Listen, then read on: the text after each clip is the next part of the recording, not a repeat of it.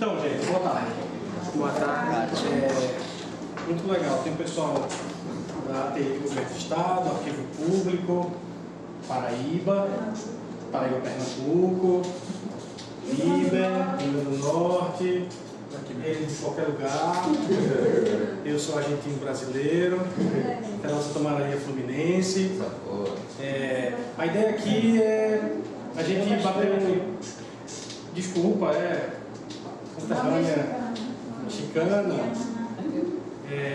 A ideia aqui é a gente desenvolver uma conversa onde eu estou indo direto ao ponto, tá? Vocês tragam problemas, vocês tragam perguntas e dúvidas, tragam, vençam a timidez. Então, a ideia é uma roda de conversa, aproveitando a presença do professor Daniel Flores, que muito gentilmente cedeu essa tarde para a gente encarar o trânsito de Recife, comer comida pernambucana e bater papo sobre preservação digital, certo?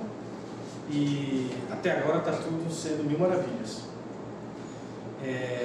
Pela manhã teve um evento muito legal no Tribunal de Contas do Estado. Carol foi uma das palestrantes também. Aqui a gente fala tudo, viu, caralho? Certo? Tem que vencer mesmo a timidez. E a ideia então é, dentro de um projeto de extensão que existe no grupo, que é o hashtag Diga Aí, sou eu tentando estimular perguntas de quem está participando, certo? Então, se eu apontar o dedo, não se sintam agredidos, não é nada pessoal, é para que as ideias comecem a fluir, beleza, Henrique? Com blogueirismo, vídeos, Face, Instagram, com tudo, tá valendo tudo. Vem cá, lá. Então, Marcos, professor Marcos Galo, diga aí uma pergunta para a gente começar a conversar sobre preservação digital, arquivologia, século XXI. Eu não estava preparado para a pergunta, não. Estou preparado para fazer confusão. Mas criar as dúvidas, né? Na verdade, o que eu acho que a primeira confusão que eu acho que é interessante é a gente falar um pouquinho, gostaria de escutar o professor que vai falar muito sobre isso, sobre a face do arquivamento, né? Eu acho que é uma coisa importante para a gente falar isso. As organizações geradoras de informação públicas e privadas têm feito a gente acreditar, o mundo, os administradores acreditar, que o processo de gestão deles está perfeito, né? que é tudo maravilha, é feito os pratinhos na vidraça, né? Você tira, está cheio de poeira. No caso do arquivamento, eu acho que o meu nele esqueceu de lavar, guardou tudo dentro do armário. Eu tenho visto muito, eu estou trabalhando agora com uma prefeitura da região metropolitana do Recife, e eu vejo com preocupação essa coisa do arquivamento, que você tem falado muito, então eu gostaria de escutar um pouco sobre isso. Outra coisa que eu queria aproveitar e escutar, que eu gostaria de escutar você falar, né, a gente tem uma situação muito interessante no Nordeste. Nós temos diversos arquivos públicos e privados e não temos um curso de arquivo. E na Paraíba, aqui junto, nós temos 2 cursos de arquivo e não temos nenhum arquivo público ou privado, né? E assim, é uma coisa interessante, né? Aí é como se a gente tivesse a demanda e a gente mandasse buscar os paraibanos. E diga-se de passagem, são muito bons profissionais. Obrigada. Muito bons profissionais. Mas assim, a gente não tem a demanda só daqui, só com os paraibanos, não. Assim, eu vejo a necessidade de a gente ter um curso de arquivo aqui em Pernambuco. Eu gostaria de ver o curso do papagaio, que repete as coisas antigas, né? Mas assim, um curso que tivesse as preocupações, eu gostaria muito de um curso, de ter um curso que trouxesse as preocupações que você levanta, sabe? Então, são essas 2 coisas que eu gostaria de escutar de você. Vou para o primeiro. Aliás, vou para o último falado agora. É incrível. A necessidade de uma graduação em arquivologia hoje, em praticamente todas as capitais, seria fundamental. É um papel social de cada universidade. A universidade tem que responder à demanda social. A sociedade está com problema de autenticidade dos documentos produzidos hoje. como é que eu não estou ofertando para a sociedade esse profissional? Isso é uma reflexão que nós temos que fazer. O que acontece politicamente ou estruturalmente que a gente não está atendendo a essas demandas? Mas também é interessante, o Arlindo falou, da questão do perfil desse profissional também.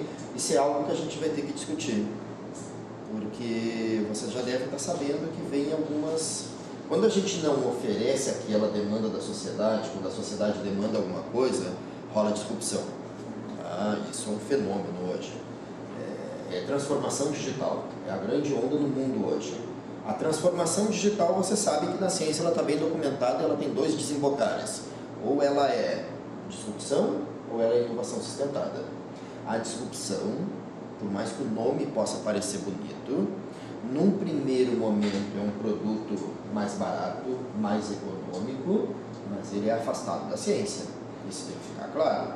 A disrupção é isso, a disrupção é um produto totalmente novo. A inovação sustentada é diferente, ela é a mesma transformação digital, só que ela é a transformação digital baseada em normas, padrões, modelos e requisitos. Essa é a diferença dos 2 desembocares da transformação digital. Bem, se eu tenho toda essa demanda social, se a sociedade está me exigindo e eu não entrego esse profissional, a sociedade ela faz por sua própria conta. E isso não é só de Brasil. A gente pode diagnosticar alguns fenômenos que estão acontecendo. O primeiro deles, Estados Unidos e alguns outros países, já criaram, mesmo tendo o arquivista, criaram o arquivista digital.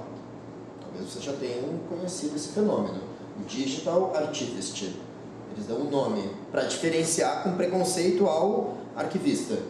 Quer dizer, você é um arquivista do passado, você é um arquivista analógico. Eu sou um arquivista de hoje, um arquivista digital, contemporâneo.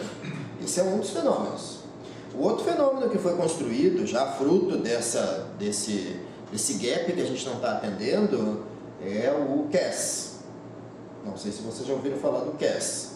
Computational Archival Science. Procurem, CAS. Computational Archival Science. Ele veio para suprir exatamente a zona de conforto. A zona de conforto muito grande das instituições em reformular os programas, em reformular os cursos, em atender essa demanda social. E aí o que eu crio? Eu crio um novo campo do conhecimento. É um novo campo, não é área, é campo.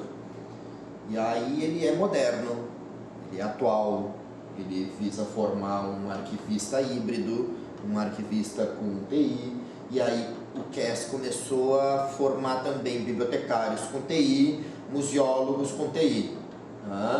O archival ali fica quase que sambando, eles vão ter que botar algo mais ali, para atender essa demanda que está crescendo. E aí começa a aparecer um fenômeno no Brasil também. Vocês já viram os cursos de cientista da informação? É um outro fenômeno no Brasil. Se vocês olharem, se vocês derem uma pesquisada no Google, vocês vão achar uma notícia, ou algumas notícias, de universidades que estão ofertando e que estão fazendo sucesso. Por quê? Porque elas estão atendendo a demanda da sociedade. Está no Google. Procure, vocês vão achar facilmente a notícia. Coordenação do novo curso que conseguiu conquistar o mercado, porque o mercado vinha procurar bibliotecários na universidade e o bibliotecário era muito analógico. Vinha buscar arquivista e o arquivista era muito analógico, muito só papel.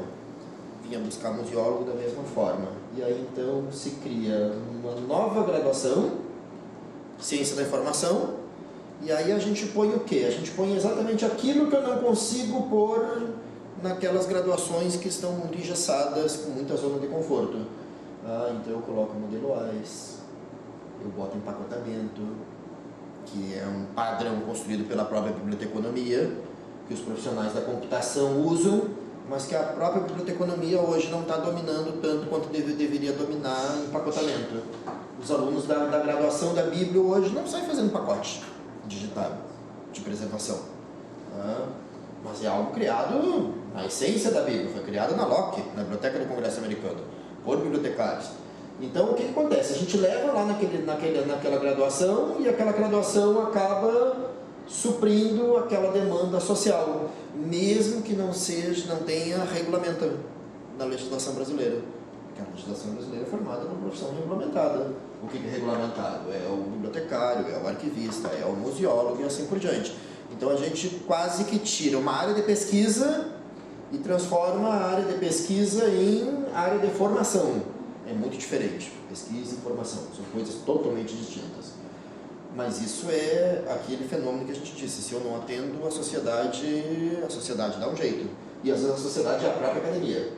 A própria academia vê que não consegue e ela acaba fazendo. Então, assim, isso passa fatura. Isso a gente tem que entender. Passa fatura. Talvez venha uma desregulamentação logo adiante. Talvez a gente gere preconceitos, como aconteceu nos Estados Unidos entre o arquivista do corrente e o arquivista do permanente. Você sabe que nos Estados Unidos não tem mais volta atrás, né? Modernizou tanto, mas lá tem o arquivista do corrente e o arquivista do permanente. E tem preconceito um do outro. O do corrente é o Records Manager. E do permanente é o Archivist. E eu, Archivist, eu olho com preconceito pro do corrente, porque eu sou mais erudito, eu sou da pesquisa. Aquele lá é da administração. Esse aqui também tem o mesmo preconceito com o de lá. Você é do passado, você é ultrapassado, eu sou moderno, eu sou atual. Mas aí agora tem o Digital Archivist. Aqui tem isso, entre o curso de Biblioteconomia e Gestão da Informação, sabe? É uma das disrupções. É uma que a gente tem que discutir, que a gente tem que trazer à tona. É demanda social, a gente tem que entender isso. Isso acontece porque existe demanda. A arquivologia hoje é uma demanda. É uma demanda no Brasil inteiro. Por mais que essa demanda ela não esteja carimbada, vocês não enxergam o gestor pedindo concurso para arquivista. Eles têm um problema. É isso que eles têm. E eles precisam de um profissional que dê conta disso. Só que eles nem sequer têm a visibilidade de que é o arquivista que tem a solução, que tem a formação sólida para isso. Aí o que eles fazem? Eles vão fazendo disrupção. Contrata uma empresa, chama uma consultoria, bota um software, põe um programa, digitaliza e bota fogo no acervo analógico, passa a entender de que o acervo analógico é do passado, que digitalizou e serve como fonte de prova, mas é crime, é eliminação. E aí, de tudo isso, vem inúmeras outras disrupções. Então, assim, essa é para fechar só a questão da necessidade urgente de atender sociedade. Nós temos que atender sociedade, nós precisamos. Mas o professor, o senhor falou algo que chama a atenção. A gente sabe dessa necessidade do profissional de arquivista. Mas gerar um profissional, formar esse profissional, quando o próprio mercado não percebe a necessidade dele. O mercado nem sabe o nome desse profissional. Eles estão Nem sabe. Só um minuto. Nós temos um encontro na Paraíba, o César. E em Portugal eles têm um observatório, que nós não temos, né? A professora Daniela falou, uma discussão muito boa, que isso é excelente. Ela falou, os nossos trabalhos de conclusão de curso, nossas dissertações, não é para ficar na prateleira e estar guardado ali, não. Eles chamam a comunidade, existe um programa. Eu estou aqui, ó, sinalizando, eu tenho um observatório, tá? Eu tenho um observatório onde... Quem é que está produzindo? Como é teu nome? Nara. A Nara, vou jogar esdrúxulamente, tá? A Nara está estudando agora o paperless.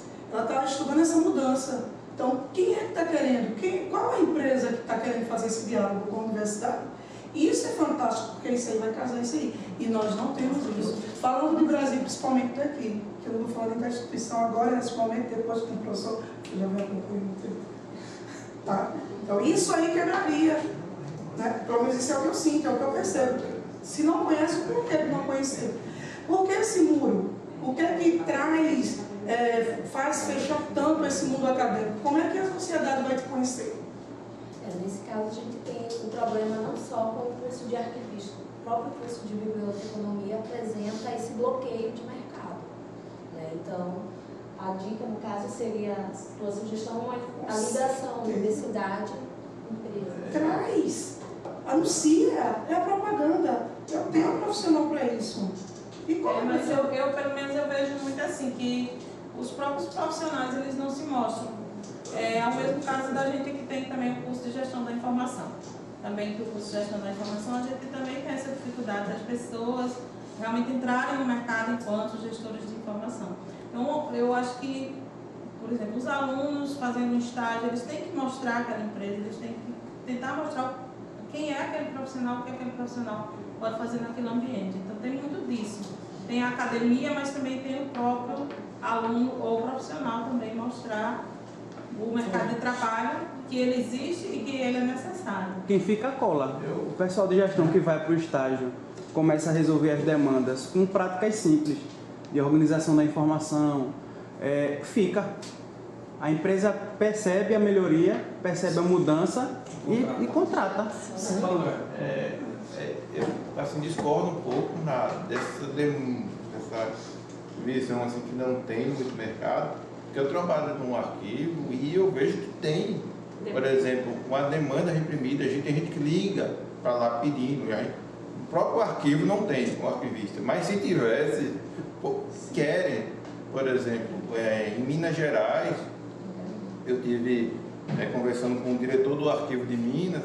Aí, em Minas tem curso de arquivologia. E aí eu perguntei, tem algum estagiário de arquivologia aqui? Aí ele disse, não.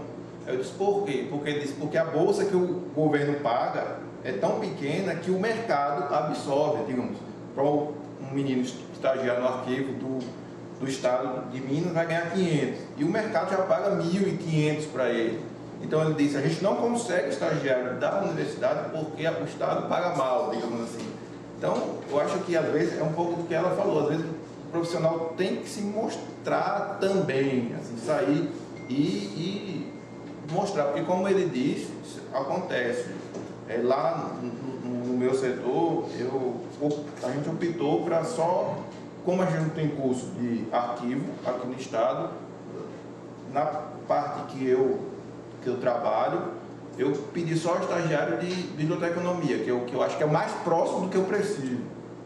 E todos que passaram lá, como ele disse, nos ajudaram bastante e deixaram, a gente ficou com pena porque a gente não é empresa que pode contratar. Porque se fosse, já teria os dois que passaram lá já teriam ficado na instituição.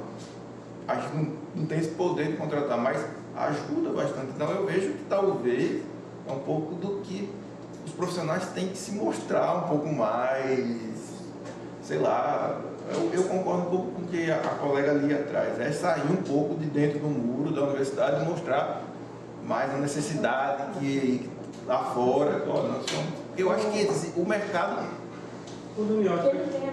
Isso que eles estão falando, meio que retoma o que a gente estava falando, que retoma a pergunta ali, formação profissional para o mercado é diferente de ciência, é diferente de formação científica, e a ciência, o fazer científico não necessariamente precisa do aval do mercado para fazer ciência. Então a ciência ela tenta, erra, descobre, inventa. Algumas ciências se aproximam do mercado e vão conseguir parcerias, outras não, elas são ciências pela ciência, e não é ruim. A ciência pura é ciência pela ciência, não precisa do mercado. Apesar de que tem sempre uma relação em termos de sociedade que se retroalimenta, mas então retoma um pouco aquela conversa que a gente estava tendo dessa... É diferente a formação profissional e essa relação de diferença com a formação científica, porque meio que permeou um pouco, está permeando essa energia dessa conversa aqui. E também porque a gente tem que estar à frente, né? Isso a gente tem que ter uma noção perfeita. Eu não posso estar atendendo só a demanda de mercado. A demanda de mercado hoje ela pode ser medíocre. A demanda do mercado brasileiro hoje pode ser o quê? Digitalização. Brincando com vocês. Pode ser medíocre. Eu não posso ficar próximo disso. Eu tenho que saber que eu tenho que ir muito além. A ciência tem que ir além. Eu tenho que pensar em quê? Em preservação de longo prazo, eu tenho que pensar em longevidade, em impacto ambiental, eu tenho que pensar em nato digital, em cadeia de custódia, mesmo que eu entenda que hoje na minha sociedade fazer produção de nato digital em cadeia de custódia é quase que utópico, porque quase ninguém está fazendo, são pouquíssimas instituições. Eu poderia citar nos dedos de uma única mão só, o FSM, Senado e mais algumas outras instituições, não fecha uma mão, mas eu tenho que focar lá. Mesmo assim, mesmo sabendo que a minha sociedade não está preparada para isso, eu tenho que estar lá adiante. Professor, aproveitando esse gancho do nato digital, e como o senhor vê essa questão do curador digital, né, que faz a curadoria do objeto digital a longo prazo, que tem muito a ver não só com a biblioteconomia, mas também com o arquivista, óbvio, e outros profissionais, mas na perspectiva dessa demanda de mercado, por conta da preservação a longo prazo, de um olhar assim, tanto da escola arquivística como da escola de biblioteconomia e gestão também, para formar esse profissional voltado para esse lado, porque lá fora se está pensando já em formação do curador digital, enquanto que aqui nós estamos estudando como implantar os ciclos de curadoria digital. Inclusive no trabalho que Faísa e Rosa estão fazendo, relacionados ao doutorado dela, no mestrado de Rosa, e eu agora fui na iniciação científica, tratamos justamente a respeito dos modelos de ciclo de vida do objeto digital, né? E nem sequer temos um padrão aí referente a isso. Então, o que o senhor vê por esse lado? A demanda do curador digital, ela é gigantesca. Só que eu acho que essa demanda ela só é gigantesca porque a gente não está suprindo com as formações clássicas que a gente tem. A partir do momento que eu não atendo, e agora não é sociedade, agora é mercado mesmo, né? Mercado está precisando, o mercado quer curador. Quem é que tem que ter o perfil do curador digital? Gente, os profissionais da CI, todos eles, no sentido mais amplo possível. Tem curadoria digital na biblioteconomia, tem curadoria digital na arquivologia, tem curadoria digital na museologia. Só que a curadoria digital, basicamente, o que ela faz é refletir-se sobre um determinado acervo, sobre determinado conjunto, trabalhar com boa representação da informação, digital, porque é a demanda hoje, tem que ser claro, a sociedade quer isso, e que a curadoria digital ela tem um ciclo de vida. A maioria dos curadores digital que estão trabalhando hoje, eles estão trabalhando a curadoria até o momento do instrumento. Fez o instrumento, acabou. E esse instrumento também, amplo. Pode ser uma amostra, pode ser um guia, pode ser um inventário, pode ser um catálogo, pode ser um repertório, uma edição de fonte, qualquer coisa. Mas acabou ali a curadoria. O ciclo de vida diz que a preservação tem que fazer parte. Como é que eu faço uma curadoria digital? Eu me intitulo um curador digital daquele acervo e eu não implemento preservação naquele acervo, naquele contexto. Então, está faltando informação, está faltando tornar mais sólida a formação do curador digital. Mas para mim essa formação, ela não suscita um outro profissional. Acho que não. Professor Daniel, a gente tem um filósofo contemporâneo que vem exercitando um mantra, né, que chama-se Diego Salcedo. Ele vem dizendo que a gente precisa repensar o nosso currículo. E eu concordo, diante até do que Danúbia levantou, e dessa conversa toda, como a gente está levando, a gente de fato precisa repensar o nosso currículo. A gente também não pode, eu falo a gente enquanto universidade, também não pode culpabilizar o mercado, nem culpabilizar os nossos discentes, os nossos egressos, os nossos cursos, se a universidade não oferece um currículo interessante que atenda ao mercado. Existe uma série de modelos de graduações que dividem em ciclos, né, a sua formação, um ciclo básico, em que se forme alguém dentro de um tronco comum de ciência da informação, e um ciclo profissional já quando o graduando já tem alguma certa maturidade, por volta do segundo ano de curso, do quarto semestre, que ele vai escolher aquela ramificação que ele pretende se habilitar numa perspectiva profissional. O senhor acha que deveríamos caminhar nesse sentido, em vez de a gente pulverizar os cursos de graduação disso, daquilo outro, a gente tem um tronco comum e depois, na sequência, ter um ciclo profissional em que já dentro, numa formação mais holística, esse discente ele pudesse escolher a sua habilitação de acordo com aquilo que ele acha que... Como acontece com as engenharias. Exatamente, eu falando o tempo todo disso. Minha primeira graduação eu comecei em engenharia. Eu tenho uma dúvida séria disso. Eu venho de um curso que não tinha o chamado período básico, como é chamado lá nas engenharias. E eu falo isso porque eu tive na engenharia, fiz as físicas, fiz os cálculos, etc. Estive transitando lá. Então eu vim de um curso de arquivologia, Rio Grande do Sul, onde não tinha, você aprendia arquivologia no primeiro semestre, E aí eu estou agora numa outra universidade que tem, onde a gente tem um período que são disciplinas do núcleo comum, e aí depois você vai escolher se livro, se arquivo e assim por diante. Embora que o ingresso é único, você não escolhe dentro, né? Mas você tem bibliotecários e arquivistas estudando todo esse núcleo até mais aproximadamente a metade do curso. E eu achava que isso era interessante, mas eu tenho dúvidas agora. Eu tenho ouvido dos alunos de uma forma muito negativa esse núcleo. O que eles têm relatado, não só arquivistas como bibliotecários, que eles ficam muito afastados do exercício profissional. E eles se comparam muito na minha universidade, ali na Fluminense, de que outros profissionais eles já adquirem a identidade do profissional no primeiro semestre. O advogado, ele entra e ele já adquire a identidade. O DTI, ele já adquire no primeiro e segundo semestre. O da história também. E o bibliotecário e o arquivista, eles ficam até quase a metade do curso sem adquirir aquele perfil profissional forte. Ao mesmo tempo, eu poderia dizer, não, mas eu estou focando em ciência ali. Mas não é exatamente iniciação científica, as disciplinas de primeiro. Na verdade, são basilares, são epistêmicas, são fundamentos, são introduções. Não é nenhuma conclusão. Não é. Definitivamente não é. Acho que é só uma consideração, uma dúvida que apareceu. Antes eu era mais convicto de que o núcleo comum seria bom, e agora, ouvindo os alunos da graduação de Bíblio, da graduação de arquivo, da UF, eu tenho mais dúvidas, muito mais dúvidas. Eu sou muito mais, hoje, compelido a discutir a ideia de currículos separados, definitivamente separados. Mesmo que a gente vai ter disciplinas que serão troncais, isso sim. Vão ter disciplinas da Bíblia e da arquivo iguais, da música igual. Tem um meio termo disso que a gente está conversando, que é o que a gente falou, é a flexibilização desses conteúdos para diferentes formatos, para que graduandos de outras áreas possam estudar com graduandos de áreas distintas da deles, para que estudantes de graduação possam participar mais da pós, para que a gente possa amarrar, então, iniciação científica, mestrado, doutorado.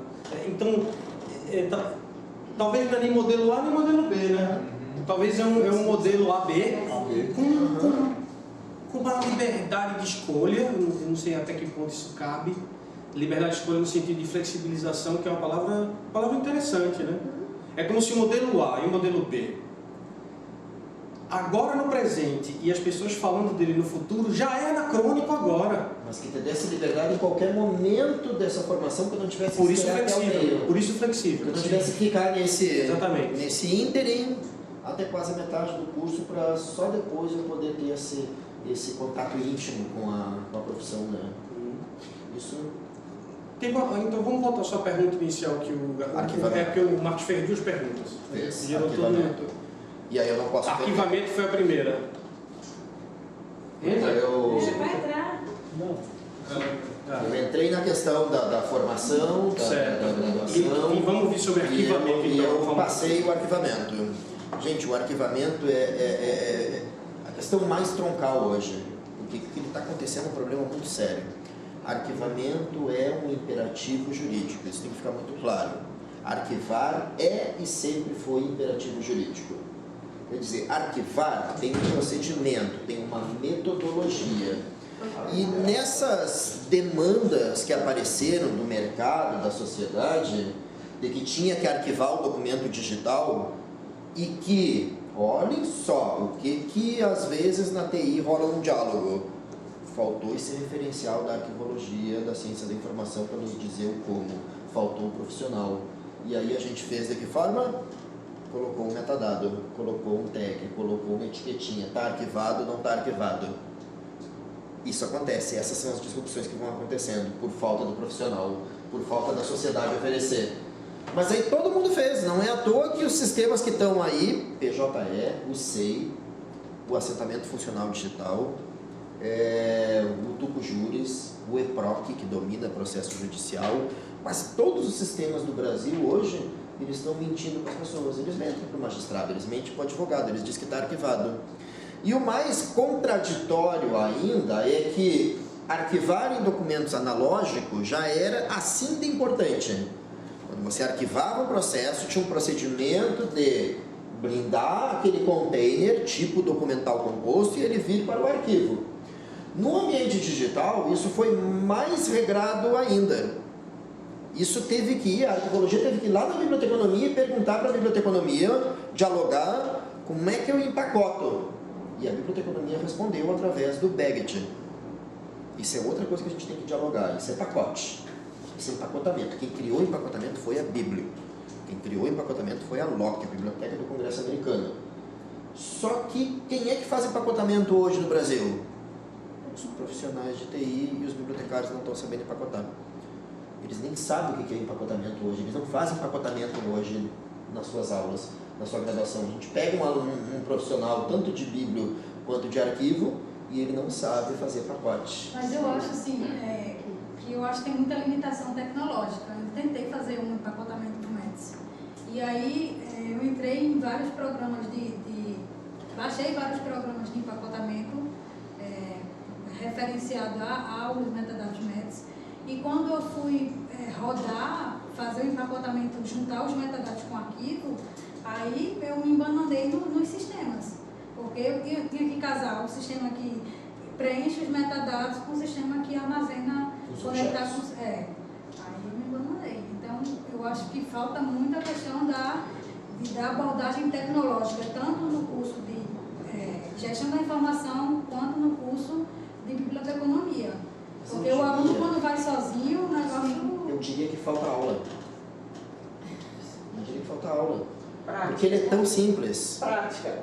Não, falta teoria. Falta, porque a teoria já iria dizer, antes da prática, tem que ter prática aliada à teoria, mas tem que ter a teoria também. Porque a teoria, ela diz também que existem 3 padrões. Os bibliotecários construíram 3 padrões. Os bibliotecários construíram que o primeiro padrão, que é o primeiro que eu tenho que fazer, não é nem o METS. O primeiro é o CSV. Existem 3 padrões de empacotamento. Primeiro é o CSV. CSV é arquivo separado por vírgula, coma separado de valor.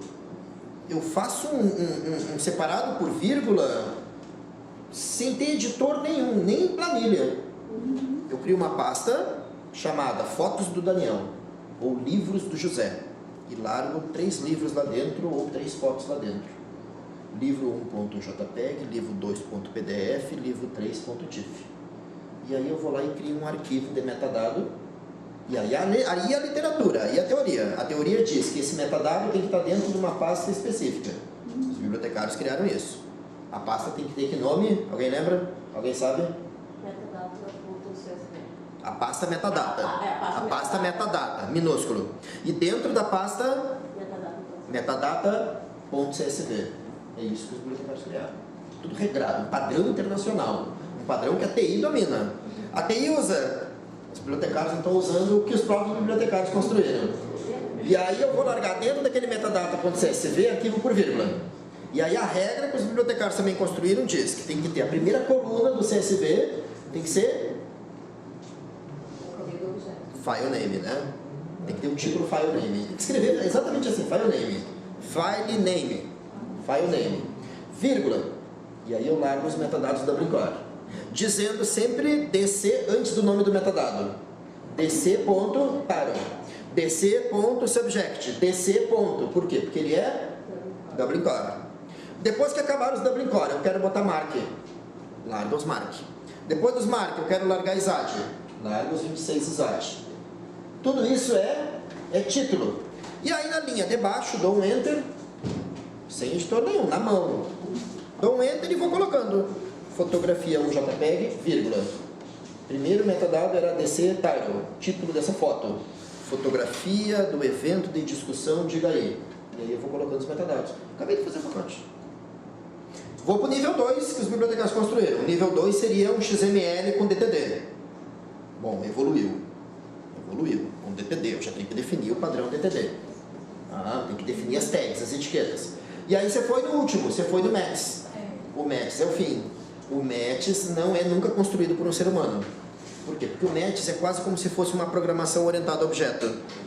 Porque eu crio os containers e eu atribuo aos containers. Então, é quase como uma orientação a objeto para encapsulamento de metadados. Esse é o METS. Aí eu tenho que usar software. Aí tem que ser o meu SIGAD empacotando METS para vir para o arquivamento. O meu sistema de biblioteca, o Bibliotec, ou qualquer outro que seja, eu vou preservar algo dele, eu tenho que apontar e ele tem que fazer o quê? Ele tem que fazer uma separação do material e reunir objeto com metadado em matches e fazer submissão ao ambiente de preservação. A minha biblioteca digital, se vai preservar, o meu Space, se vai preservar, vai ter que empacotar e vai ter que trazer para um repositório de preservação. Então, o que eu acho que está faltando é bem isso. A gente tem que praticar isso. A gente tem, tanto que eu acho que, sinceramente, eu acho que eu até teria 2 disciplinas aí. Uma disciplina de preservação digital, agora caindo bem em nível de disciplina mesmo, uma de preservação e outra de repositórios digitais. As 2. Uma fica no nível conceitual, uma fica nos níveis de modelos, o empacotamento, o matches. Aí tem que aprender premes. Aí tem que aprender Mark 21, fazer crosswalk de Mark com ISADG, com ISAR, com Dublin, com mods que é uma simplificação do Mark e assim por diante. E aí, e até trabalhar a questão de empacotar. E aí a de repositório faria tudo isso em nível de implementação. Não é só prático, mas nível teórico e implementativo. Professor, eu acho que falta. Eu sou aluna do curso de gestão da informação, meu nome é Rosa. E a gente tem uma disciplina chamada Preservação Digital com a professora Sandra Siebra, onde ela manda a gente fazer um projeto no final da disciplina, que normalmente, na minha turma, a gente fez um projeto de fotografias, e nesse projeto de fotografias a gente tinha que construir essa tabela. A gente construiu a tabela, mas a gente não praticou. Vocês não fizeram o pacote? O pacote, mas a gente construiu a tabela com o CSV. Vocês foram no caminho. Foi, a gente chegou, mas a gente não conseguiu finalizar. Porque aqui, infelizmente, não tem laboratório que faça esse trabalho, mas esse início, essa tabela que o senhor descreveu, a gente conseguiu chegar nela através de fotografias, porque era assim, o tema mais simples para que todos pudessem ter metadados suficientes para descrever essas fotos. Eu trabalho com meus alunos em gestão, disciplina de representação descritiva. E aí eu trabalho com metadados, a gente dá, mas é mais a parte teórica, porque infelizmente a gente tem um laboratório, mas o laboratório está sendo ocupado no horário da aula do outro professor, e a gente não pode de fato colocar em prática, né? Agora eu conversei com o Evaldo, vou até falar com já, para a gente tentar dar alguma coisa lá no Liber, porque eles me cobram muito, professor, mas é isso aqui, como é que eu vou aplicar, como é que eu faço isso? Vocês viram que a sociedade ou o mercado vai fazer alguma coisa se eu não largo um profissional altamente qualificado, né? Porque a gente também não fica sem condições. Porque daí também eu não estou fazendo aquele outro papel de estar à frente. Não estou. Por favor, se eu tivesse, eu teria ensinado isso, e eu teria ensinado matches, teria ensinado empacotamento matches, teria ensinado cadeia de custódia, teria ensinado a trabalhar com teses digitais em cadeia de custódia, fotografias trabalhando com diversos padrões de metadados em cadeia de custódia, trabalhar a interoperabilidade de planos de classificação, tabelas de temporalidade, taxonomias, vocabulários controlados. Quem daqui que está trabalhando com SCOS? Interoperabilidade de padrão de conhecimento. Também, isso que eu digo, isso já é realidade. Isso já é. Eu poder levar um vocabulário controlado da instituição A para a instituição B, uma taxonomia da instituição Y para a instituição G. E aí eu poder interoperar, e aí eu poder fazer modelos conceituais taxonômicos entre todos esses ambientes com tabelas de equivalência. Isso a gente tem que fazer, isso a gente tem que ir um pouco adiante, né? Precisa? E se Kaatom? Usem o Kaatom. E Kaatom dá para rodar no pendrive. Tem inúmeros cursos de biblioteconomia hoje que estão utilizando o Kaatom, nem só para descrição arquivística, mas para fazer vocabulários, taxonomias, interoperabilidade, importar SCOS, exportar SCOS. Dá para rodar no pendrive, dá para rodar até no DVD. A gente teve um caso lá que a gente deu uma aula para um curso e o curso, os alunos eram carentes, não tinham sequer condições de ter um pendrive. A gente pegou a versão ISO remasterizada e salvou em DVD, bootável, inicializável, para cada aluno ter um ICAATOM para fazer taxonomias. Carol, posso... vou cutucar a timidez de Carol, tá? Carol, ela é da agência de TI do governo do estado de Pernambuco, né? Então, tu tem uma visão de mercado, que, por exemplo, se alguém fosse fazer um concurso para trabalhar na TI, o que é que da visão das pessoas que trabalham com TI, o que é que faltaria em termos de diálogo com arquivistas, museólogos, bibliotecários, gestores de informação? Conta um pouco desse cenário do mercado, por exemplo, aqui, como é que funciona. Tudo, e eu senti na pele isso porque quando a gente foi implantar o sistema lá, a Arquivemática e lá, foi uma coisa completamente nova. Para mim, eu não fazia ideia da existência de níveis de descrição e nada das normas, padrões, eu não fazia ideia de nada. Então, eu tive que catar na internet, eu comecei com as oficinas do professor, alguns vídeos que eu encontrava, e aí fui fui cavando mesmo na internet para encontrar, porque era difícil, era muito difícil. Eu estava com um projeto piloto que era da Comissão da Verdade, e o pessoal também não tinha nenhum conhecimento de arquivo, era pessoal de história, e assim, foi todo mundo tentar estudar para entender. A gente não tinha o conhecimento da existência disso, entendeu? Não existe comunicação ainda. Então existe demanda no mercado. Existe demanda no mercado. Mas também existe a demanda de uma melhor comunicação entre as áreas. Também.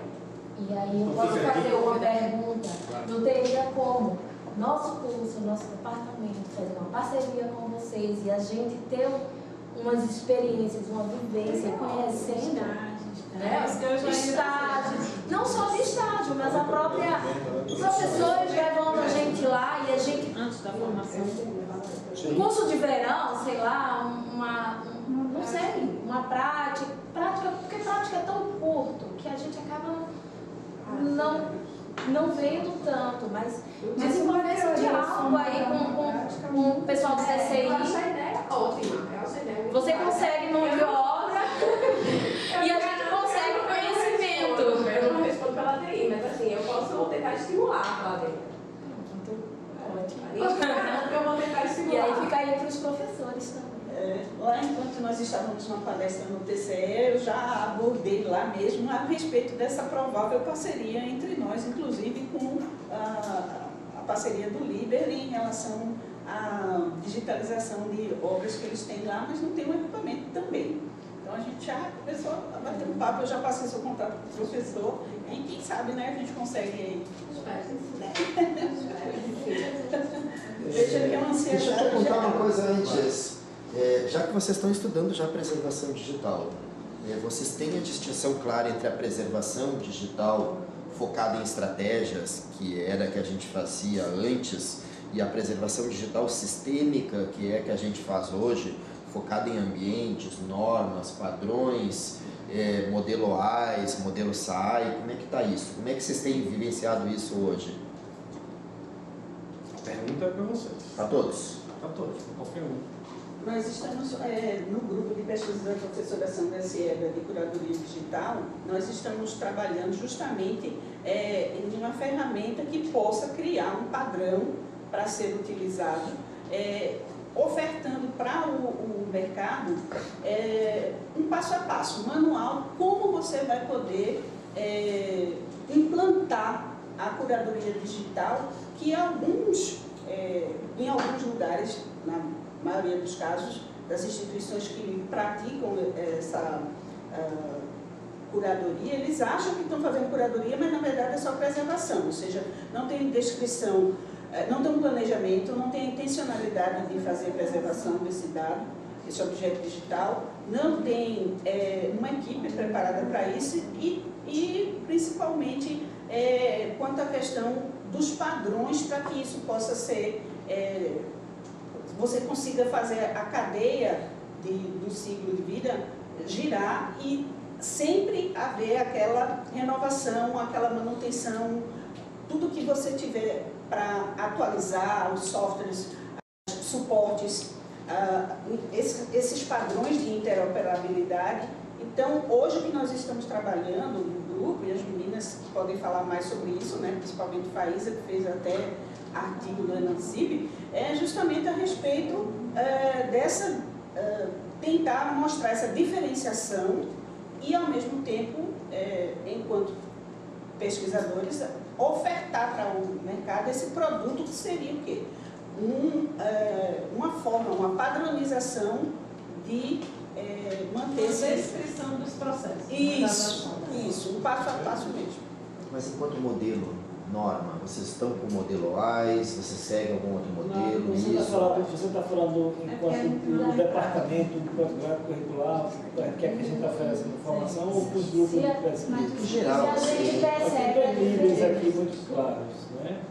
Tem um nível de pesquisa, que é o que está representado pela pesquisa das professoras Sandra Ciesa, de Aureliana, minha pesquisa, que são assim, pessoas que estão mais voltadas para a pesquisa com a curadoria digital e a preservação. Dentro desse grupo tem diferentes interesses. Eu me interesso pela teoria disso, né? Já a Sandra tem um trabalho mais focado na preservação digital, na aplicação da preservação digital, vamos dizer. Essas coisas, elas estão às vezes tão distantes quanto disciplinas diferentes, né? Mas também estão muito próximas, né? Paradoxalmente distantes, né? Apesar de estarem próximas. A outra coisa é quando a gente está falando de conversão de avanço científico em conquista acadêmica, né? Quando a gente transforma o que a gente pesquisa para o departamento, aí a diferença é absurda, é abissal. É abissal porque a gente tem uma tradição de biblioteconomia que durante muito tempo considerou a tecnologia da informação assim um concorrente, né? E é verdade, quando no final dos anos 90 a biblioteconomia tradicional, quando começou a enxergar a tecnologia chegando, né, na ciência da informação, eu me lembro bem disso porque eu trabalhava com bibliotecas virtuais, eu estudava as bibliotecas virtuais. E assim, eu não entendi porque que os professores me tratavam, outros colegas me tratavam assim com uma certa distância, como quem está com medo de pegar alguma coisa, né? E era por isso, é porque a biblioteca digital era o que ameaçava o emprego deles, era o que ameaçava o emprego da pessoa que eles estavam formando. Porque a formação de um departamento com 60 anos era de práticas biblioteconômicas muito enraizadas na documentação, naquela documentação mais primária que a gente tinha, porque era isso que o mercado pedia quando o curso foi formado, né? Então, durante meio século o curso funcionou sem ninguém perguntar ao mercado o que é que vocês estão querendo, né? E quando a gente se deu conta do que estava acontecendo, a mudança assim, estava muito longe da praia para voltar, né? Para usar as palavras aqui do meu amigo sofista. Então, esse é o quadro geral do que a gente está. Por outro lado, a gente precisava criar uma coisa diferente, né? Precisava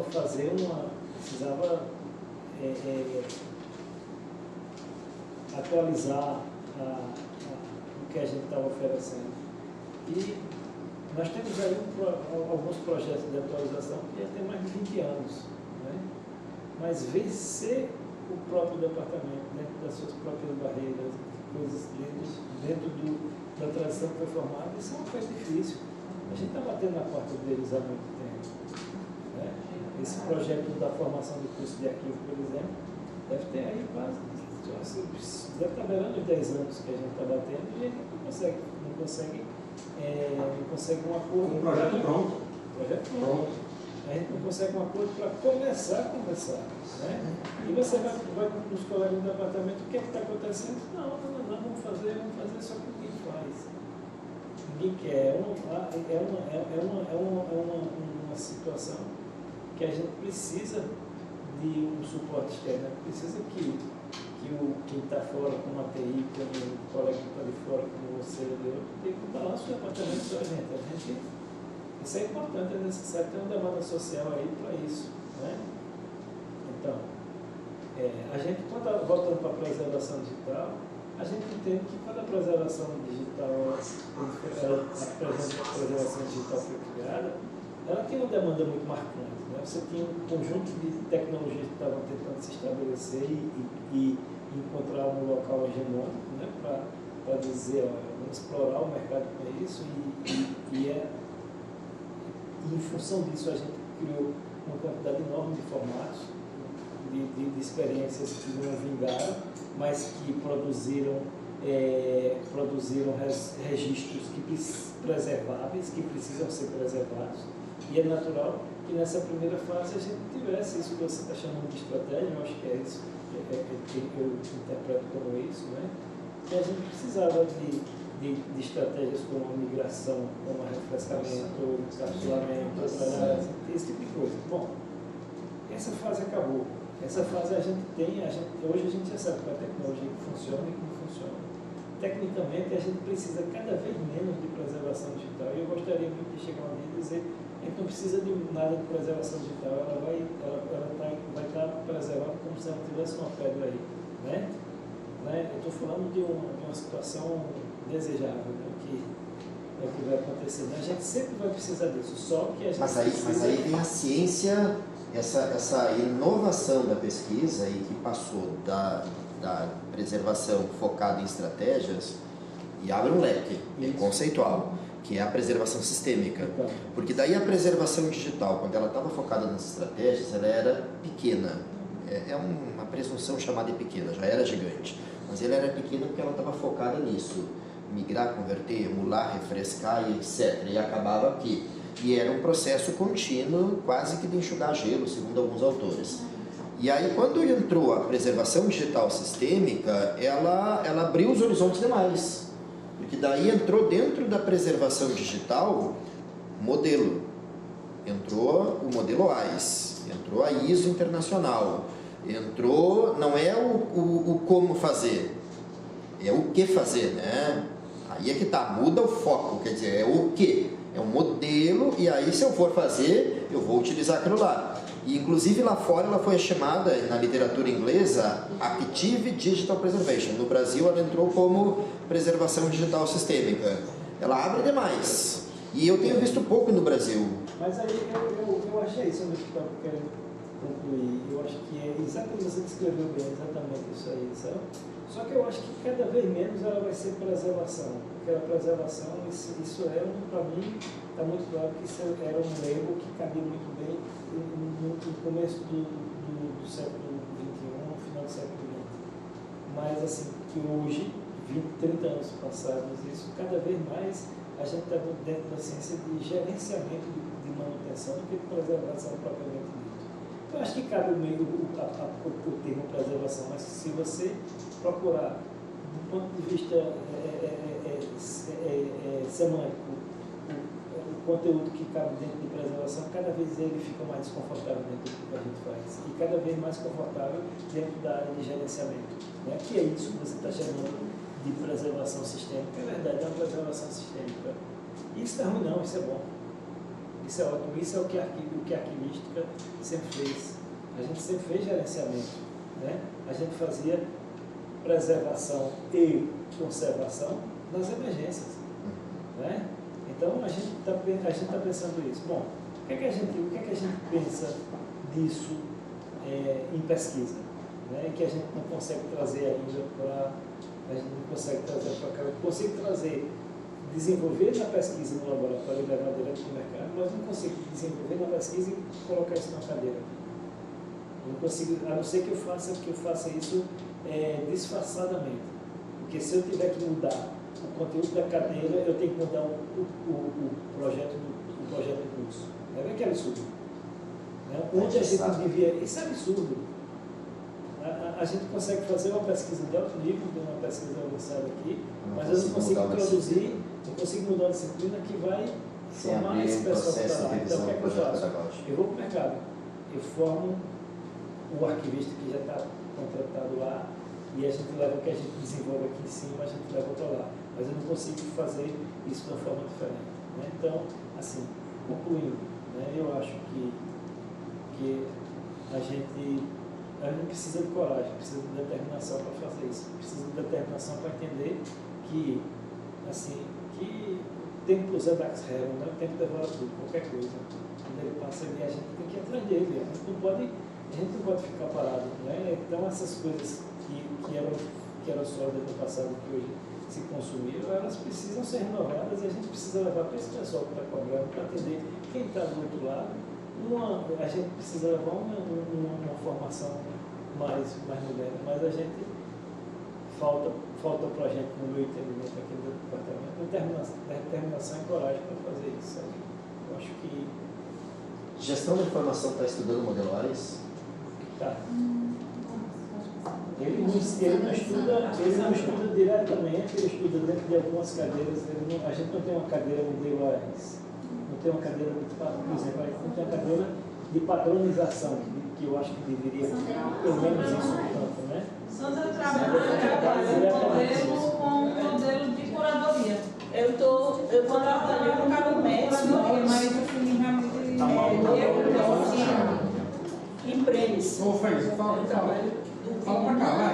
Eu estava falando com Sandra é minha orientadora, e eu estou com ela desde 2015, desde o mestrado, agora juntada no doutorado. E ela dá essa aula de OAIs, tanto em biblioteconomia quanto em gestão, que inclusive eu fiz estágio de docência com ela, e foi uma das aulas que eu ministrei para ambas as turmas. Mas no processo de curadoria. Isso é bom, isso eu queria ouvir.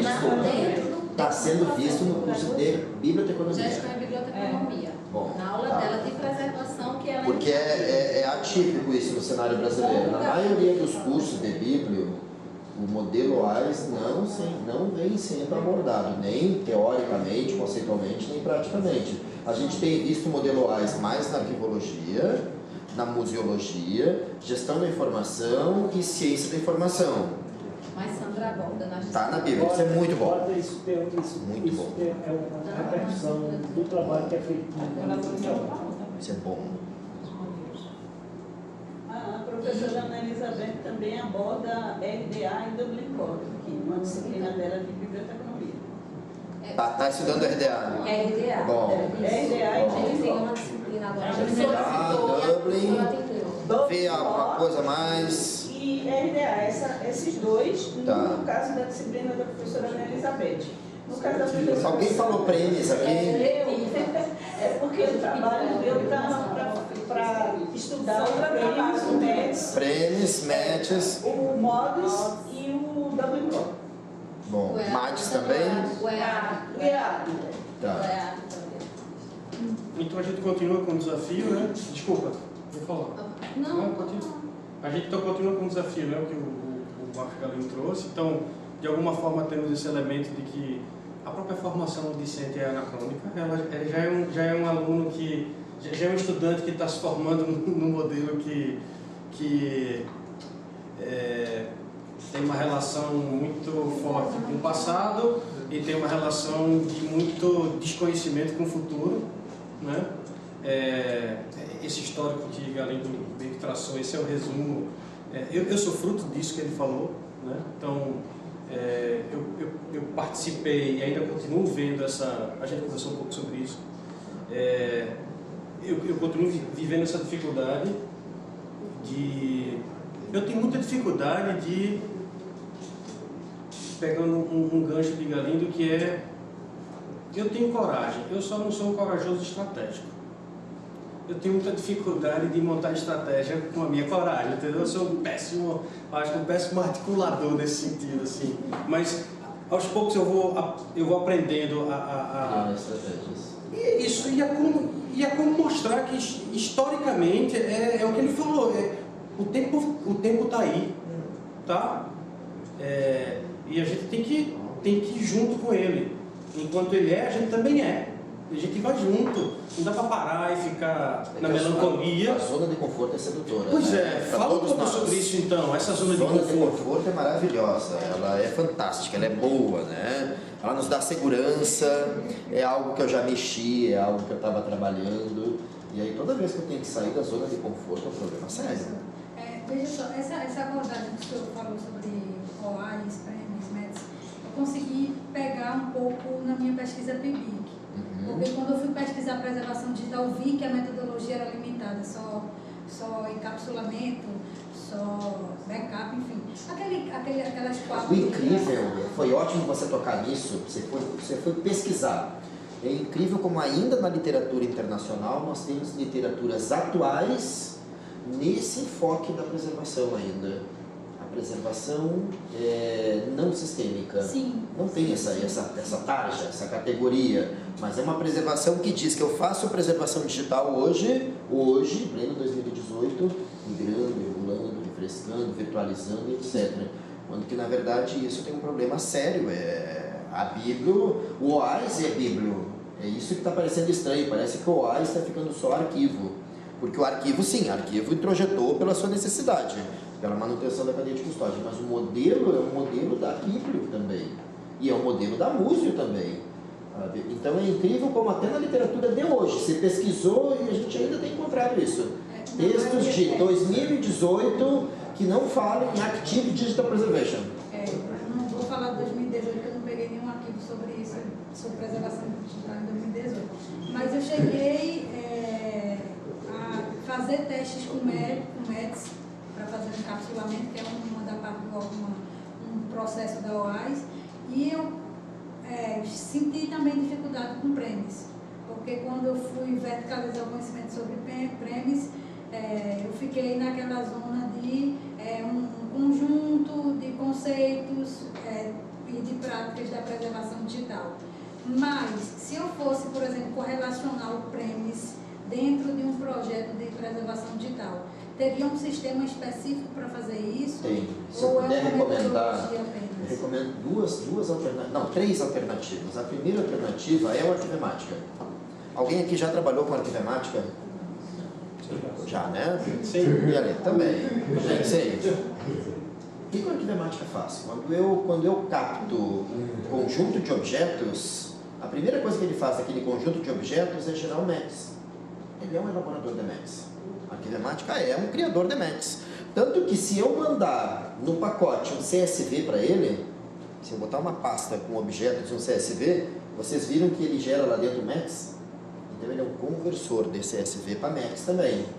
E vocês viram que todos os eventos são documentados em premis. Todos. Então o Arquivemática seria a melhor alternativa, principalmente porque o Arquivemática está muito ligado à questão da ciência.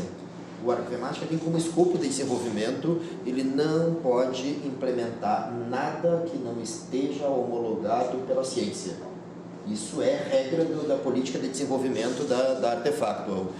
É padrão, é norma, é requisito? Sim, nós podemos implementar. Tanto que agora a museologia vem cobrando um padrão de metadados, que é o padrão de metadados da museologia no Arquivemática e no ICAATOM, o VRA Core. E aí a comunidade aceitou e vai colocar. Por quê? Porque VRA Core é padrão. Aí há pouco tempo foi tentado colocar a questão da NOBRAD, porque tem aqueles campos adicionais em relação ao ISAD. Eles não homologaram porque ele não é padrão internacional, é só padrão local. Então, tudo que é norma, é padrão, ele está muito rígido. Ele está totalmente acorde ao premis, ele está totalmente acorde ao MEDS. Então, o Arquivemática eu recomendaria como a primeira ferramenta para você fazer prática. Ele obedece o OAIS pleno, ele faz todo o OAIS, ele trabalha com BEGT, o padrão dele é o padrão da biblioteconomia de empacotamento. A gente tem que entender isso que a biblioteconomia deixou bem claro. Preservar documentos digitais não é mais em banco de dados, tem que ser em pacotes. Isso tem que ser um mantra, né? Fala um pouco sobre isso. Fala um pouco sobre isso. O que é pacote aqui? É um mantra. Tá? E a biblioteconomia também deixou muito claro dizendo o seguinte, mesmo na ausência do ambiente de preservação, quer dizer, eu não tenho modelo OAIS, eu não tenho Arquivemática, como é que eu vou preservar com essa precariedade toda? Será que eu vou salvar o objeto e vou colocar algumas tags e vou colocar isso numa mídia?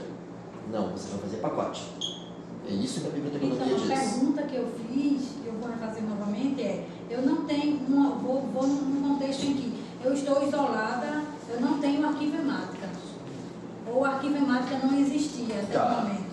Então, como é que eu instalaria o premis? Como é que eu usaria o premis sem Arquivemática? Bagger. É software livre e ele é o empacotador. Ele é mais precário que o Arquivemática. Por quê? Porque o objetivo do Bagger é único e exclusivamente fazer o pacote.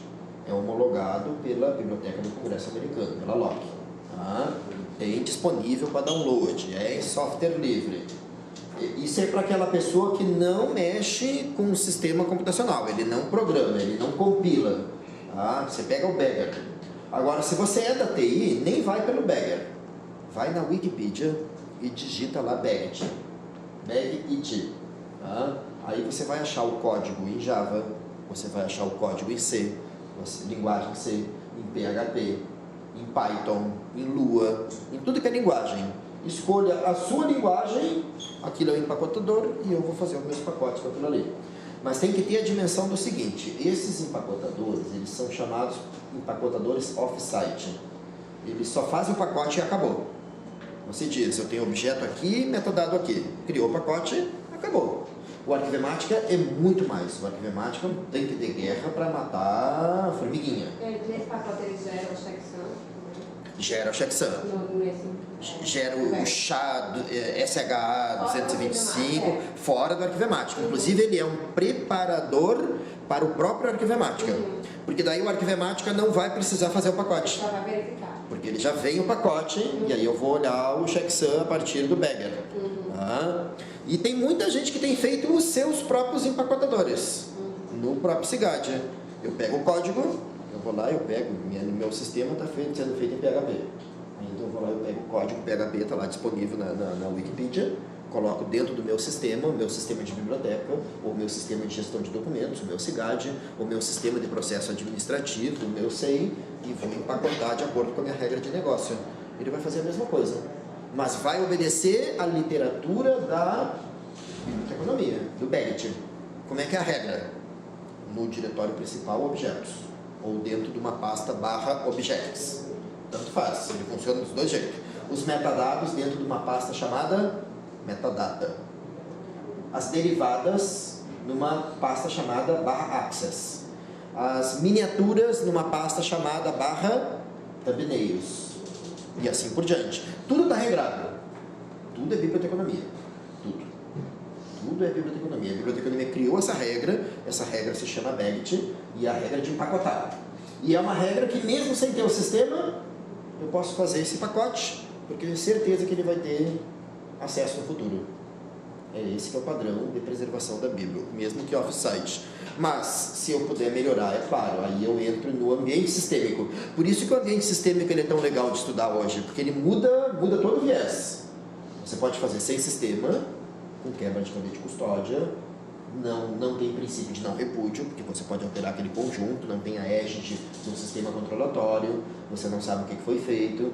Quando você passou para a abordagem sistêmica, em ambiente, modelo AIS, aí vem a Arquivemática, aí vem o Roda, aí vem o Fedora, aí vem Preservica, aí vem Libnova, todos eles fazendo tudo aquilo que os bibliotecários definiram, os arquivistas definiram, os profissionais de TI definiram.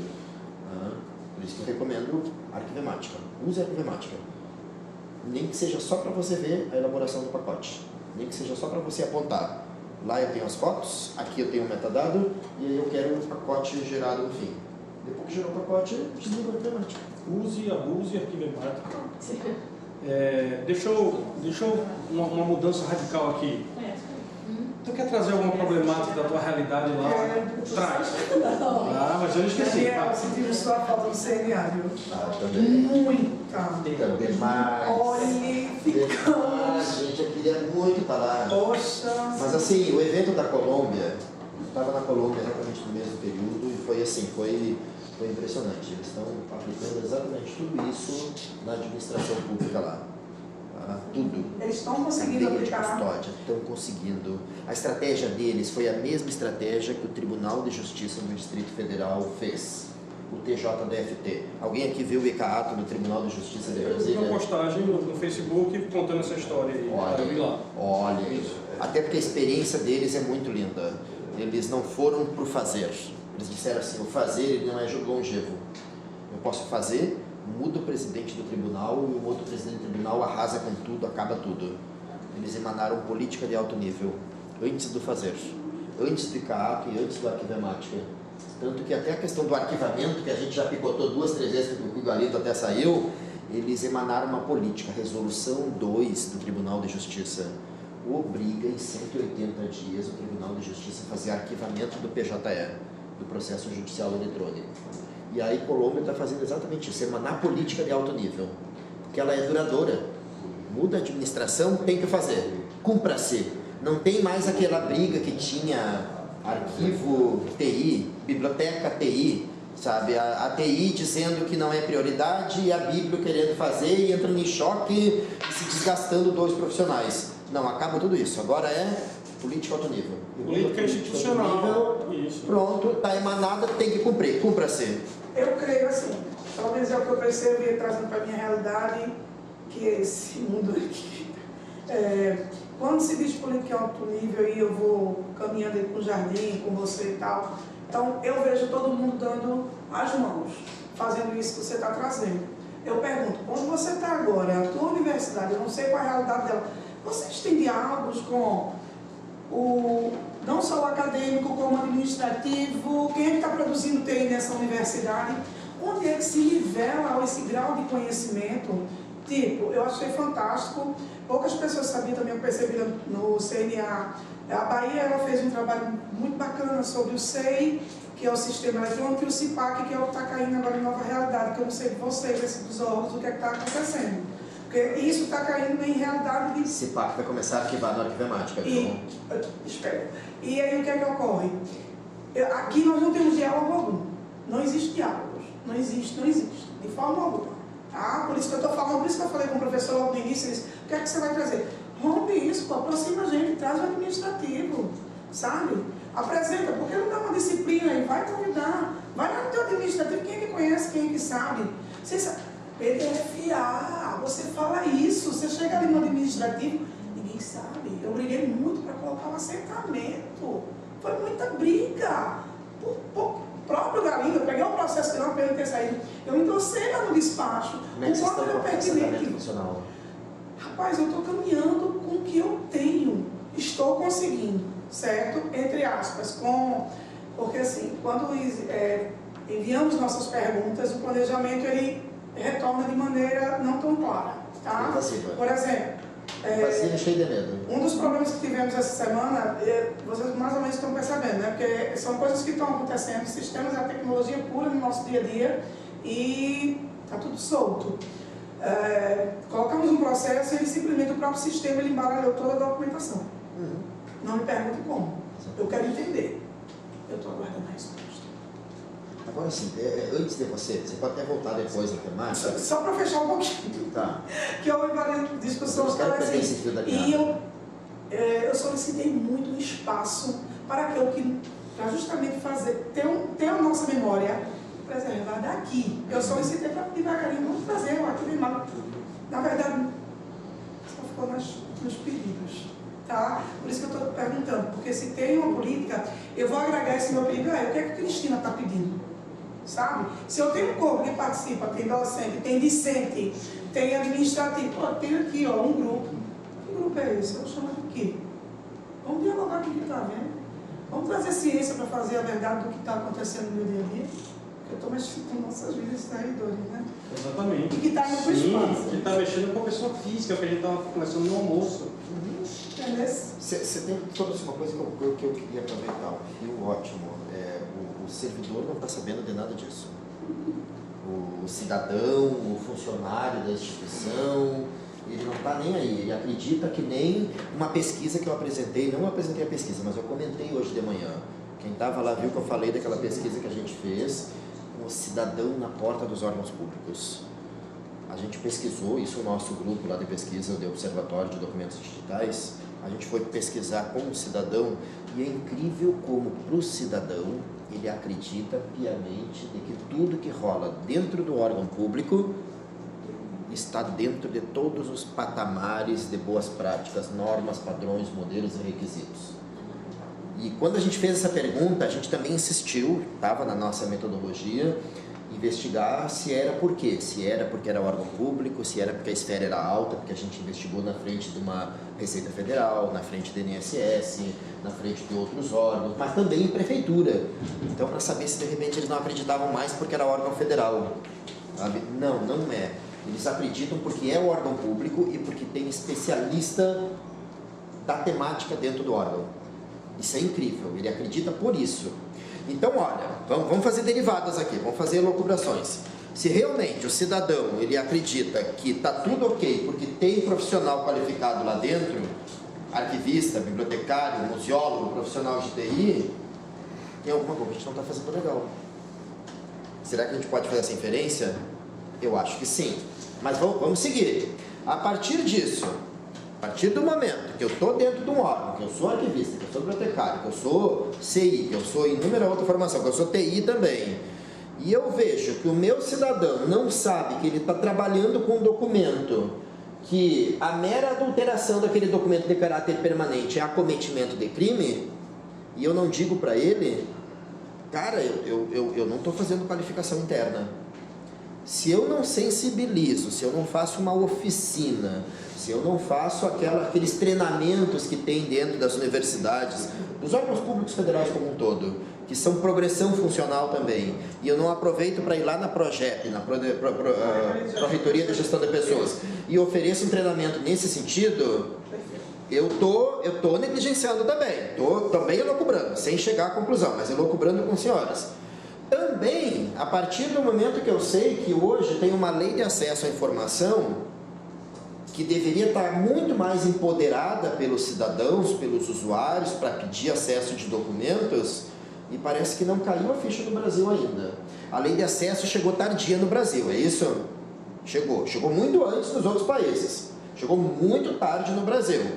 Chegou tarde no Brasil e ficou com a ideia de que a lei de acesso à informação não dá acesso ao documento. Outro equívoco, isso é um entendimento mundial de que o termo informação no órgão público é para dizer que ele quer aquilo acessível, mas aquilo tem que ter primariedade. Isso está na lei, no artigo 4º. Olhem a lei 12.527, artigo 4º, princípio de primariedade. Primariedade, fonte primária. Documento, informação registrada no suporte, seja analógico, seja digital. E a gente está perdendo essa noção no Brasil de que a gente tem que ensinar pesquisadores a fazer pesquisa na LAI. Por que a gente não está dando oficina de LAI para pesquisadores? Por que tem historiadores, pesquisadores, bibliotecários, museólogos, filólogos, etc., que vão pedir acesso ao documento e o cara vai lá no seu tablet de noite, abre o ESIC e diz, eu quero a ata do Conselho Universitário do dia 20 de abril de 1970. E tem que ser acessível. E aquela instituição que demorar 20 dias é uma péssima instituição em nível de gestão da informação. Uma boa instituição é aquela que, se eu pedir, ele vai dizer o quê? Está disponível no meu portal de transparência ativa. Porque transparência está na lei também. O meu primeiro pedido é acesso. Repetir o pedido tem que ser transformado em transparência, está na lei. Aí vem a pergunta, nós aqui, vamos fazer um exercício. Quantos de nós vamos levantar a mão que temos cadastro em ESIC e já fizemos pedido de documento? Documento. Isso. Esse exercício nós vamos ter que treinar, né? Nós vamos ter a responsabilidade dos senhores. Uma oficina que é muito tranquila de ser dialogada, de ser preparada. Uma oficina de acesso a documentos. Uma oficina voltada para servidor, uma oficina voltada para historiador. Não dá para fazer uma oficina para bibliotecários, para historiadores? Os bibliotecários aqui, olha, eu vou fazer uma oficina. Uma metodologia rápida e dinâmica. Olhar o plano de classificação daquela instituição, olhar a tabela de temporalidade. No plano de classificação você vai ver tudo que é documento que é produzido. Daqueles documentos que você quer, e já vão começar a pedir esses planos de classificação em dados abertos. Princípio de reuso. Os planos de classificação que estão aí não são publicados em dados abertos, não são publicados com o princípio de reuso, são publicados em forma chapada, forma manifestada, só PDF ou só DOC. Alguém daqui publica plano de classificação na sua instituição em dados abertos? Não, né? Vamos cobrar, vamos puxar as orelhas. Dados abertos, princípio de reuso. Eu poder pegar o plano de classificação e fazer cruzamento. São Paulo já. Eu acho que eu conheço, só São Paulo tem isso. Só São Paulo. Que cenário caótico, né? Mas aí eu olho o plano de classificação e aí eu olho a temporalidade, eu olho a tabela com reuso também. Eu quero só documentos que falem pagamento. Aí entra o cruzamento. Só pagamento da área fim. E aí eu pego a temporalidade. Isso aqui é permanente. Aí eu vou pedir esse documento permanente. Se me negarem, confessaram um crime. E aí eu vou para a instância superior pedir o quê? Abertura de inquérito. Por que tem materialidade de fato? Eu acho engraçado, professor, essa questão da live, porque assim, eu acho que ela poderia ser usada do princípio de transparência para uma coisa boa, e eu vejo que as instituições sempre veem como uma coisa ruim. Porque são pouquíssimos pedidos. Entendeu? Não, mas quando chega, é uma coisa ruim. Em vez da instituição aproveitar, temos que responder a live, então vamos ter uma cadeia de custódia legal, então vamos usar a live para conseguir se fortalecer. As instituições usam, às vezes, a live para ficar com raiva da live. Quando chega algum pedido, tem que responder isso aqui, tem que fazer. Mais trabalho. Tá entendendo? Eu acho que poderia se usar a live para se fortalecer e não para se criticar a lei. Não, olha, chegar para o gestor, para o próprio governo e dizer, olha, a gente precisa se fortalecer, você precisa olhar, porque nós vamos ter que responder essa demanda aqui via live, mas muitas vezes o próprio governo vê como uma coisa ruim para ele mesmo. Assim, chega uma demanda. O governo, nós, né? O nós, governo, gestores, né? O governo. Mas por que a gente enxerga assim? Entendeu? Por que será? Porque não faz o serviço que deveria fazer. Porque são pouquíssimos pedidos. Vários especialistas têm analisado isso. Mas tem crescido. Chega um pouco, tem crescido. E tem a crescido. tendência é. E é isso que eu digo. Mas são e poucos. tem crescido a cada vez. Esse diagnóstico ali não foi bom, viu? Eu vejo crescer. Vocês fazem essa autocrítica? Não é bom esse diagnóstico aqui. Imagine se eu sair dentro da universidade e fizer essa pergunta num boteco. Se eu fizer essa pergunta, por exemplo, numa fila de um banco. Se eu fizer essa pergunta na fila de uma prefeitura de pessoas que foram pedir informação de PTU e que talvez não foram bem atendidas e que podiam pedir via lá. Ô, Daniel, só para fechar, a preocupação é tão grande e inquietante quando você está vivendo é o seguinte: não houve diálogo também sobre, na implantação, não só de EFD, de outros sistemas, sobre documentos híbridos, tá? Então, o que é que ocorre? Está ferindo alguns princípios. Muito. Certo? Vamos devagarinho. E assim, principalmente comigo, que eu fico angustiada. Eu não vou negar, eu tenho vontade mesmo que ocorra com um processo de alguém de alta patente, assim, e ele sim, ele pega o documento dele e alguém informe, não, ele não está com o teu despacho, porque esse teu documento é híbrido. Sim, onde é que está? Mas vai meu acontecer. documento. Isso vai acontecer. Vai, eu estou esperando. Isso, alguns casos que aconteceram já foram abafados. Mas isso é muito grave, porque está acontecendo a toda hora. Então, vê mesmo como a coisa está séria. E isso que você falou, se a informação é minha, outro fato que já ocorreu, e eu não sei que cargas d'água ficou concluído, porque foi o seguinte: quando eu falo de você trazer e romper esse muro, é porque eu sinto falta aqui de quem? Quem é que faz parte também desse diálogo? Os outros órgãos que estão trabalhando, dialogando com a gente sem saber o que está acontecendo. A AGU e CGU. Não está diferente não, tá? Então ocorreu um determinado problema gravíssimo, certo? Eles não tinham nenhum técnico de TI. Então eles solicitaram o quê? O documento que eles estavam concluindo, que já não tinha como inserir no sistema, que fosse transferido para o departamento e que o departamento fizesse, né, inserisse o documento. Realmente eu já percebeu, né? Eu sou um pouco chatinha. E aí eu ouvi o diálogo e eu disse assim, mas você não pode fazer isso, me perdoe. Eu pedi desculpas. A informação não é sua. Você vai ter que responder por isso quando for lá na frente. Tá? Aí eu tive que sair, que realmente eu fui além do que eu deveria. Então é por isso que eu sinto a falta, porque é algo que as pessoas não estão enxergando o que está acontecendo. Mas essa as pessoas mudança, nem sabem, é isso que eu queria. Isso é muito sério. E eu estou falando pessoas nem sabem, elas precisam ser iluminadas. De quem é servidores aqui, eu estou falando da realidade de vocês. Eu estou falando no sentido de pedir ajuda, que é isso aí. Eu acho que esse momento é formador de opinião, de pensamento, isso aqui pode sair coisas interessantes. Eu posso falar? Por favor. A gente caminhou para o meio digital, né? Certo? Isso é fato, a gente não vai voltar atrás. A gente vai ter ambientes híbridos e ambientes que vão ser apenas digitais. E você sabe que a sociedade, nessa ruptura que ela fez, dessa ruptura de pacto, ela disse no mundo inteiro: eu não quero mais produzir documentos em papel.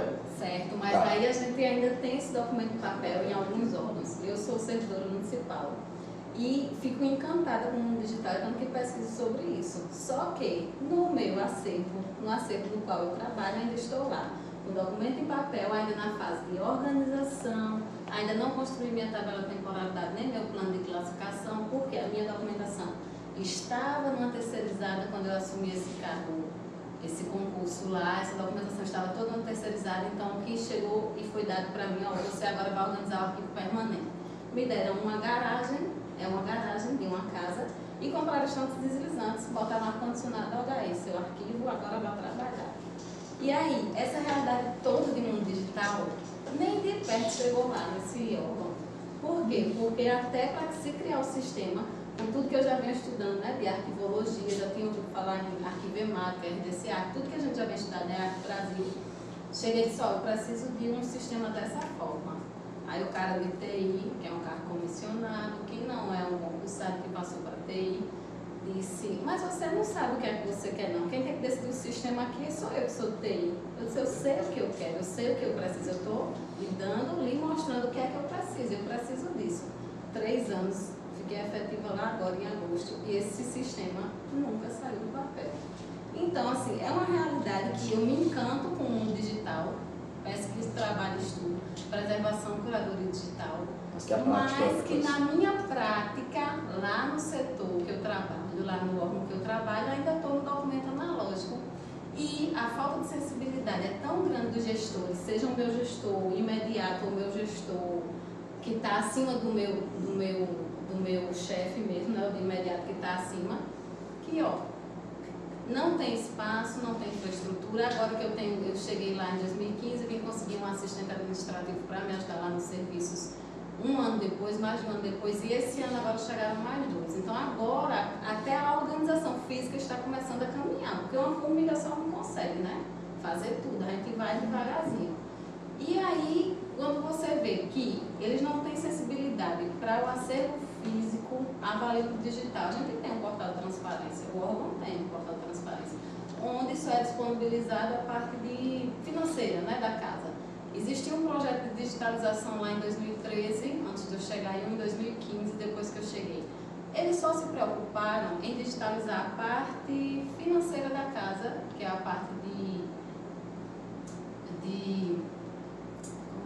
aquilo, rapaz, de folha de pagamento, tem uns papéis grandes, eu esqueci agora o nome do documento. Tudo que está na live é transparência, tudo que está no 12.27. Que é um obrigatório. Obrigatório, pronto, o que é obrigatório? Isso aqui eu preciso disponibilizar, porque senão o TCE vem atrás de mim e eu tenho que prestar conta. Então mas o TCE logo adiante vai vir por mais documentos. Mas aí, cadê a parte histórica que eu fico lá gritando?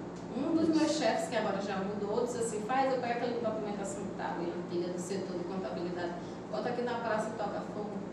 Aí você, agora como profissional, fazer um divã. Seu trabalho, vamos fazer um divã. Uma dessa. Vamos fazer um divã, olha só. Até fazendo um pouco de meia-culpa da minha área, mas da nossa área CI, mas também reconhecendo um pouco da TI, por eu também ser da TI. A arquivologia, a múseo, a Bíblia, tem horas que nós somos muito analógicos.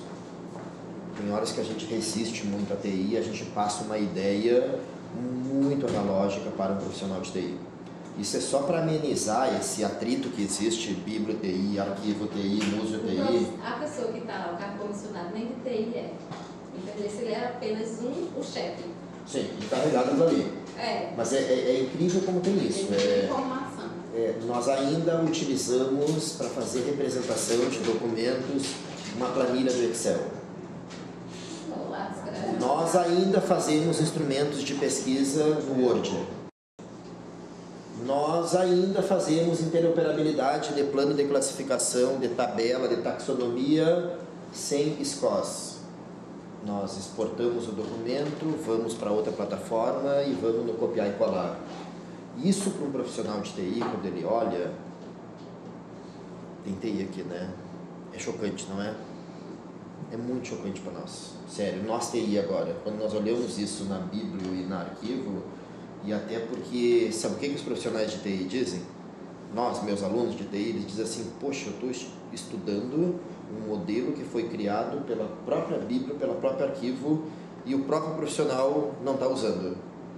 Não é só a Bíblia, no arquivo acontece às vezes a mesma coisa. O profissional de TI foi lá e procurou e achou o RDC Arc, achou o Arquivemática, fez o download e começou a mexer e começou a olhar o normativo. Aí ele senta numa mesa com o arquivista e o arquivista não estudou RDC Arc ainda. Tem arquivistas que ainda não estudaram RDC Arc numa graduação, que ainda não fizeram empacotamento, assim como tem também a questão do bibliotecário. Então isso é só para a gente fazer um meia-culpa, porque aqui a gente está em casa, aqui a gente está fazendo um diálogo, não é um evento. Se fosse um evento eu não falaria assim de jeito nenhum, né? De forma alguma. Mas aqui a gente está assim na boa. É um evento em casa. Gravado. Então nós vamos ter que dar um jeito. Nós estamos tão à vontade aqui que isso, sério, nós vamos ter que dar um jeito nisso, nós vamos ter que ir atrás. Nós vamos ter que a gente estar um pouco díspare da contemporaneidade. Que dirá eu fazer aquele papel, efetivamente, de que a universidade está à frente do mercado e da demanda social. Nós estamos fazendo pesquisa de alto nível e implementando todas essas normas, padrões, modelos, requisitos, etc. Então isso também me dá essa ideia. Quando um profissional de TI olha um profissional de arquivo, um profissional de biblioteca, a primeira imagem, e para o gestor que vem, a primeira imagem é: você é do passado, você é só do papel.